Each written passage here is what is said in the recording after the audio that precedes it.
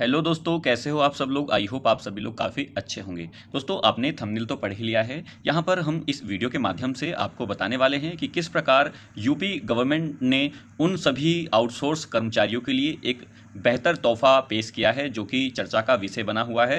ये किस प्रकार से चर्चा का विषय बना हुआ है, इस वीडियो के माध्यम से हम आप सभी को बताने वाले हैं। देखिए, आपके भाई या फिर आपकी बहन, आपके रिश्तेदार जो भी आउटसोर्सिंग के माध्यम से कार्य कर रहे हैं, उन सभी के लिए इस न्यूज़ को ज़रूर जानना चाहिए। अगर आपके कोई भी मित्र आउटसोर्सिंग के माध्यम से वर्क कर रहे हैं तो उनके लिए ये बेहद खुशी की बात है कि यहाँ पर यूपी गवर्नमेंट ने उन सभी के लिए एक काफ़ी अच्छी न्यूज़ जो है उनके लिए लेकर आई है। ठीक है, तो यहाँ पर हम इस वीडियो के माध्यम से जानेंगे कि ये न्यूज़ आखिर क्यों चर्चा का विषय बनी हुई है। आउटसोर्सिंग कर्मचारियों के लिए बड़ी घोषणा, सैलरी और परमानेंट पॉलिसी की खुशखबरी। देखिए, ये इस न्यूज़ के बारे में है।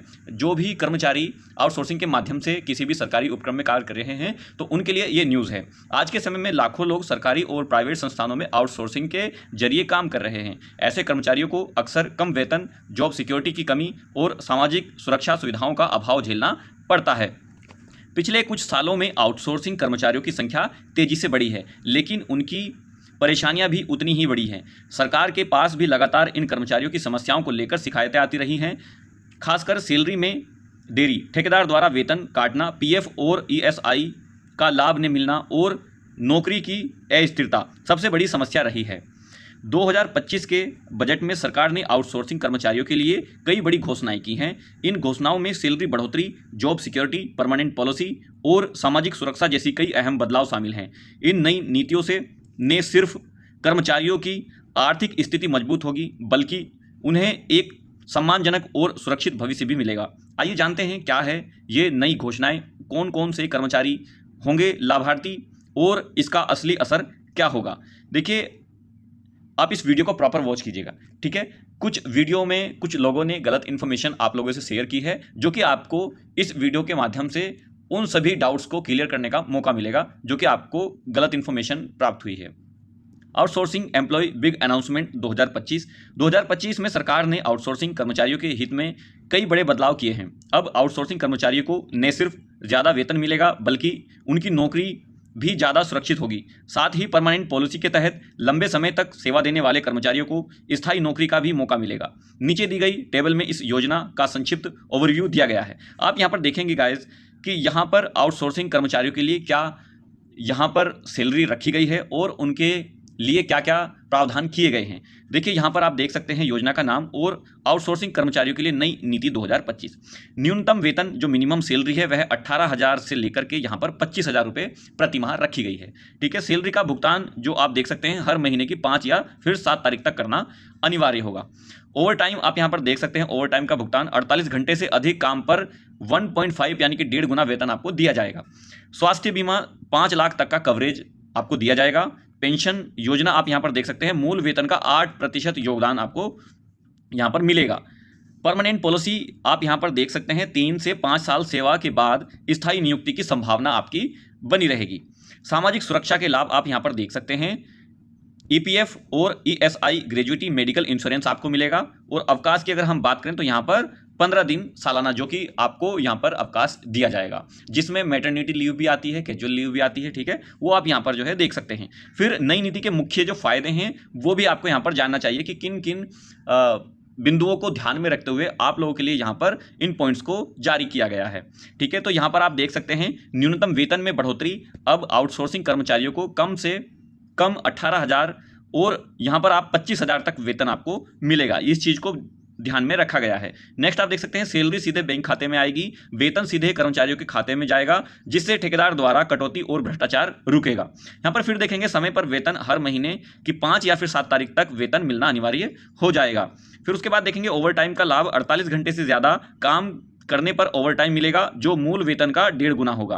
ठीक है, उसके बाद आप यहाँ पर देख सकते हैं स्वास्थ्य बीमा, सभी कर्मचारियों को 5 लाख तक का हेल्थ इंश्योरेंस मिलेगा। उसके बाद आप यहाँ पर देख सकते हैं पेंशन और ग्रेजुएटी, ईपीएफ, ग्रेजुएटी और पेंशन जैसी सुविधाएं भी मुहैया कराई जाएंगी। लास्ट में आप देखेंगे परमानेंट पॉलिसी, 3 से 5 साल तक लगातार सेवा देने वाले कर्मचारी को स्थायी नौकरी का मौका भी दिया जाएगा। उसके बाद आप यहाँ पर देख सकते हैं आउटसोर्सिंग कर्मचारियों की वर्तमान स्थिति।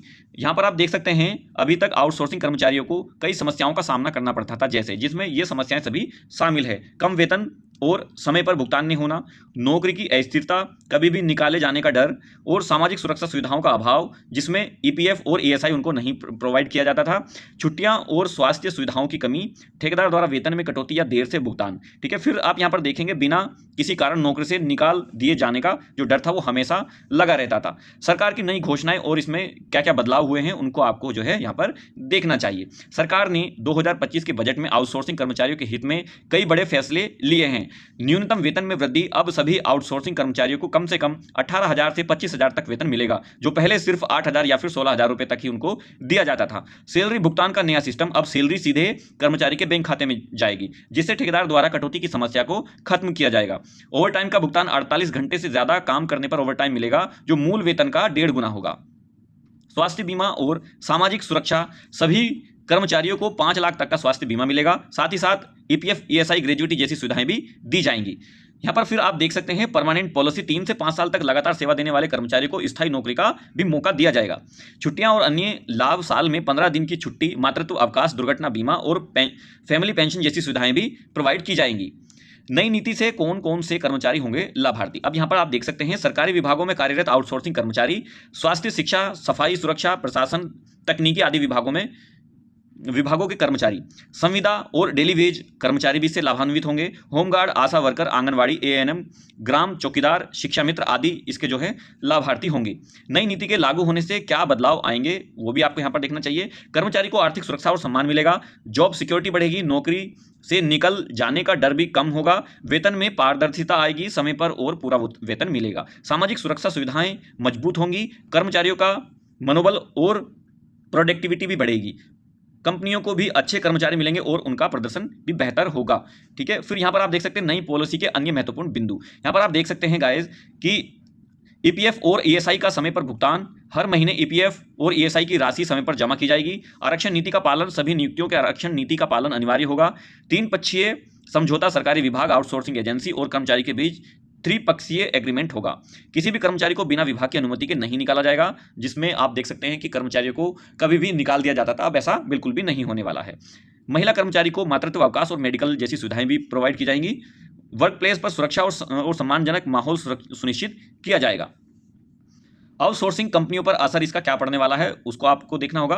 कंपनियों को अपने खर्चे बढ़ाने होंगे, लेकिन कर्मचारियों को बेहतर सुविधा देने से उनकी प्रोडक्टिविटी बढ़ेगी। छोटी कंपनियों को शुरुआत में दिक्कत आ सकती है, लेकिन लंबे समय से यह नीति उनके लिए भी फायदेमंद होगी। कंपनियों को अच्छे और योग्य कर्मचारी मिलेंगे, जिससे उनका प्रदर्शन भी बेहतर होगा। कर्मचारियों के लिए जो जरूरी बातें हैं उनको भी ध्यान में रखना चाहिए।